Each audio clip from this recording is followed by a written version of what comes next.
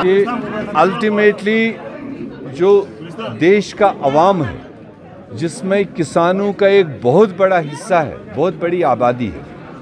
हम बराबर पिछले 1.5 साल से कांग्रेस पार्टी, हमारे नेता राहुल गांधी, सोनिया गांधी सड़कों पर भी किसानों के इस हक में आए कि मोदी साहब को समझाने की कोशिश की कि जिस तरह से आप देश में कानून पास कर रहे हो और जिनके लिए कर रहे हो उनसे पूछे बगैर ये नहीं सोचते कि उनके हक में वो है या नहीं है। जो कानून पास किए गए थे वो किसानों को बर्बाद करने के लिए, और जब किसान बर्बाद होगा तो देश बर्बाद होगा। ऐसे में जब अब उत्तर प्रदेश में चुनाव है, वहाँ पर किसानों ने घेराबंदी कर ली भारतीय जनता पार्टी को। उनके मंत्री नहीं बाहर निकल पा रहे थे, उनके मिनिस्टर नहीं निकल पा रहे थे।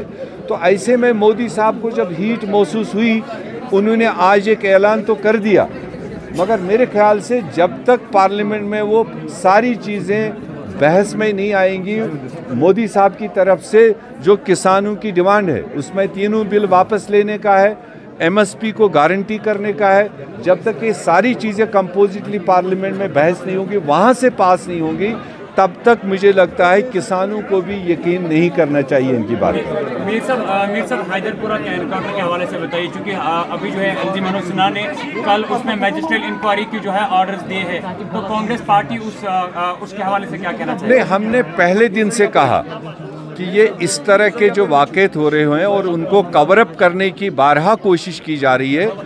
हम नहीं कहते हैं कि मिलिटेंसी को काउंटर नहीं करना चाहिए, मिलिटेंसी को डील नहीं करना चाहिए, उसके लिए तो कोई भी सामने नहीं आता है जहाँ तक टेररिज्म और सिक्योरिटी फोर्सेस आपस में लड़ते हैं। मगर जब इस तरह के वाक़यात रोनुमा होते हैं कि जो विजिबली किसी भी ऐसी तंजीम या किसी भी ऐसी अस्करियत के साथ इन्वॉल्व नहीं है, उनके साथ इस तरह की डीलिंग नहीं होनी चाहिए जो सरकार ने पहले दिन से बताया।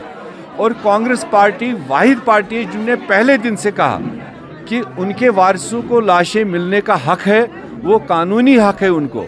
और दूसरी बात, इस वाक़े को जुडिशल प्रोब होना चाहिए, मैजिस्ट्रियल प्रोब इसमें तो कुछ भी नहीं, वो तो कवर अप होता है।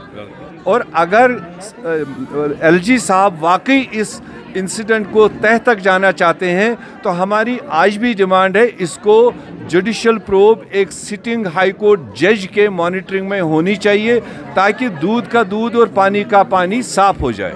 ये हमारी लगातार डिमांड है। सर, जो सेटबैक हुआ जम्मू के अंदर जो बताया गया, उसके हवाले से आपका क्या कहना है? अभी ऐसा कोई सेटबैक नहीं है, वो तो विदिन पार्टी का मामला है।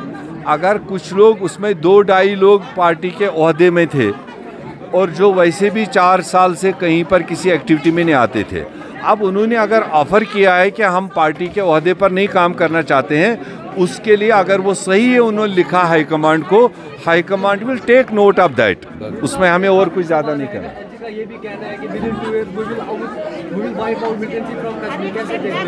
अब देखो, ये बातें तो पिछले 30-35 साल से बहुत लोग आते हुए कहते गए। हम भी चाहते हैं कि मिलिटेंसी किसी मसले का हल नहीं है, बंदूक किसी मसले का हल नहीं है।